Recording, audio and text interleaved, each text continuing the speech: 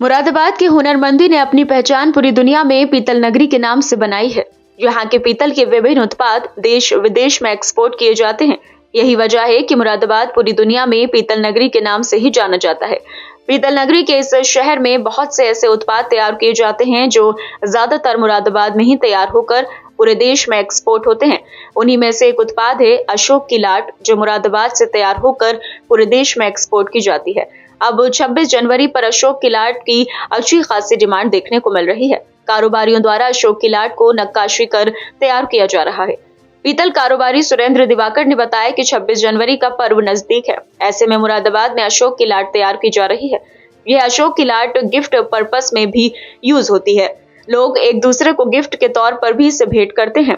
उन्होंने कहा कि अशोक की लाट 3 इंची से शुरू होकर बड़े से बड़े 5 फीट तक के साइज में तैयार की जाती है। यह अशोक की लाट सरकारी कार्यक्रम या सरकारी अधिकारियों के दफ्तरों में इस्तेमाल की जाती है। उन्होंने कहा कि 2 इंच के अशोक की लाट की कीमत 155 रुपए है। जैसे जैसे साइज बढ़ता रहेगा वैसे वैसे ही इसकी कीमत बढ़ती रहेगी। उन्होंने कहा कि इसकी डिमांड की बात की जाए तो दिल्ली, लखनऊ और सभी राजनीतिक स्थानों पर इसकी डिमांड आ रही है। वहां पर ही सबसे ज्यादा भेजी जा रही है।